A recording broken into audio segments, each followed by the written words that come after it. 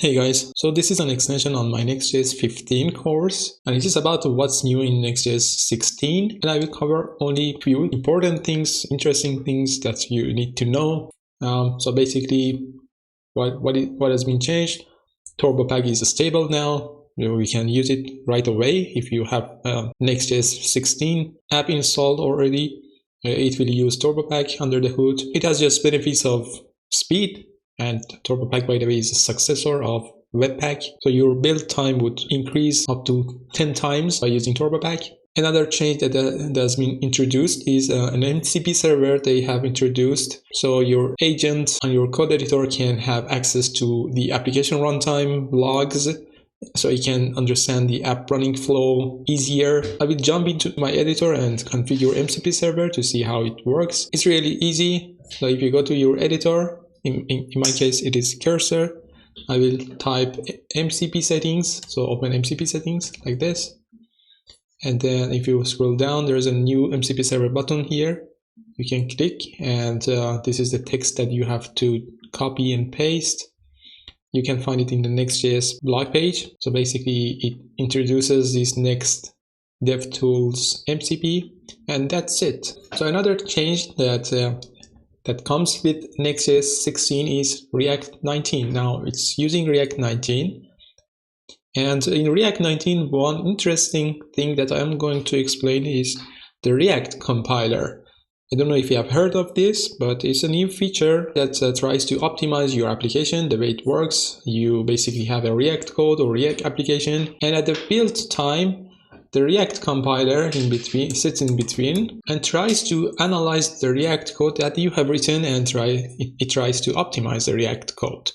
And the important thing that it tries to optimize is basically it tries to find out if you are using the useCallback and useMemo function properly, and if you are missing it, it would add them out of the box for you. Now I'm going to show you how it works in Next.js and how to configure it. So if you have a Next.js project that has the Next.js 16 and React 19, what you need to do is to install this Babel plugin React compiler. And as you can see, it is a Babel plugin actually, and it sits on top of the Babel workflow. So your source code would be passed to this plugin at first, and it will optimize it. But after installing this package, you need to go to the Next.js config file, and you need to add React compiler and set it to true. So for now on, all your components on the entire project would be optimized at the build time. But in some cases, you don't want to enable it for the entire project because maybe the project is big and you have some concerns if it works properly or not.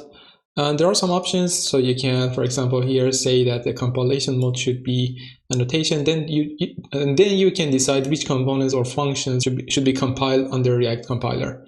But for now, I am going to enable it entirely for the project, and let's see how it really works. So I have created a simple page that renders a demo component, and if I go inside, it has basically a simple button and a counter and a child component.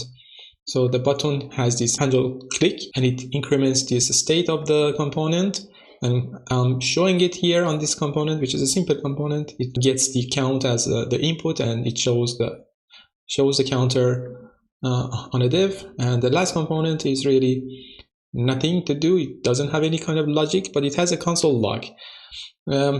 So without having the React compiler, every time that I set the state, the component, the main or parent component is going to be re-rendered, and the reference of this function would be also changed. That causes another re-render to be happen on the button as well, but also the child component would be re-rendered over and over because of the state change as well. So if I try to do it without the compiler, React compiler, you can see that the child component gets re-rendered every time that I click on the button. Let's try it. pnpm run dev or pnpm dev, and I go to localhost 3000, and you can see child component console log is happening. So I click, and child component console log happens over and over.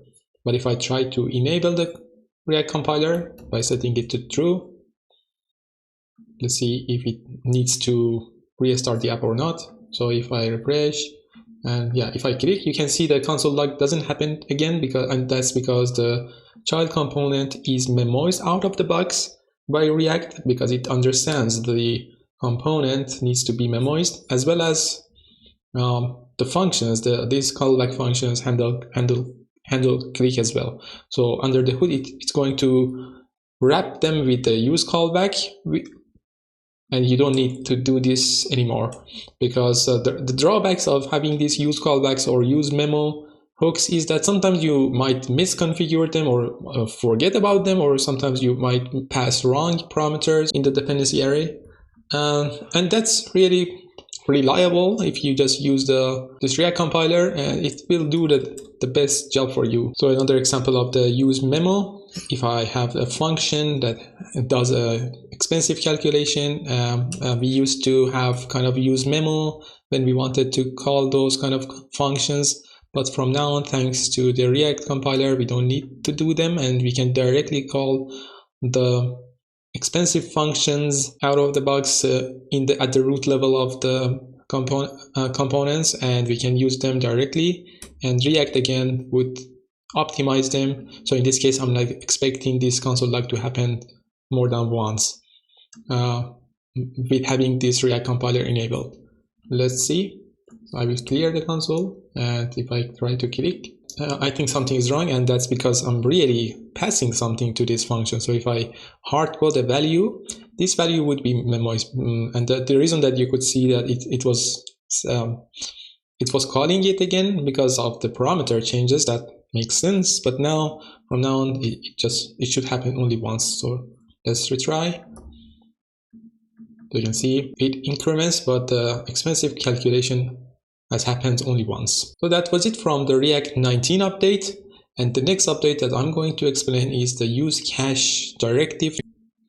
And the way it works, if you're familiar with the caching in Next.js itself, you might know that they have enhanced the fetch function itself.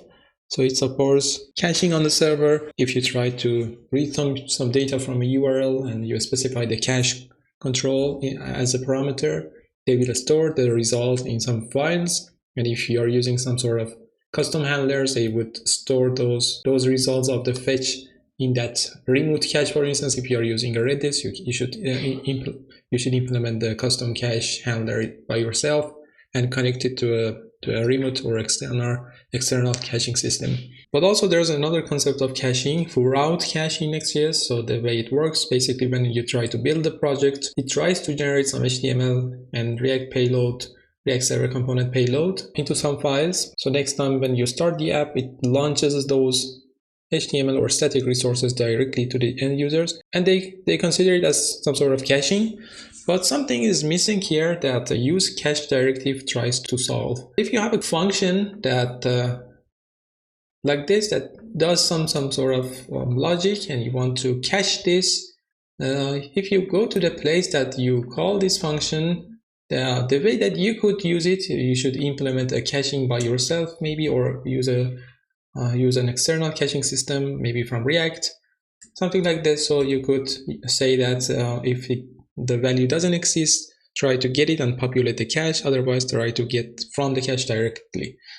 But again, instead of writing these kind of logics over and over in different places that has some sort of complexity and it's not that clean, there's a better solution that just has come out by Next.js, and you can just simply call anything you want and use cache instead. So I would use the use cache directive on the function that I want to cache it. So Next.js would try to memoize the output of this function based on the input that I'm passing, and will store them in some sort of caching in file system by default. And also to enable this, you should go to the Next.js config and have these cache components to true, set as true. Now it should work if I try to build the project by running pnpm build. And I'm getting this error because this function, any function that uses this use cache directive, first of all, should be a server component. You cannot use it in the client components. And second of all, it should be an async function. So you can use it within the functions or components. So I can use this directive within the component itself as well. In this case, if you use it the function, if you use the directive within the component, the output, the final output of the component would be cached.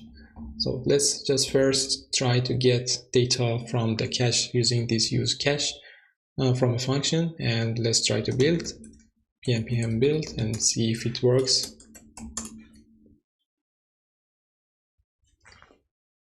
And you can see it builds successfully. From now on, you don't need to be worried about the output of the functions or do any kind of manual things. You can just simply use this use cache directly within your apps. And that was it. I hope you enjoy and you got some ideas about Next.js 16. Thank you for watching.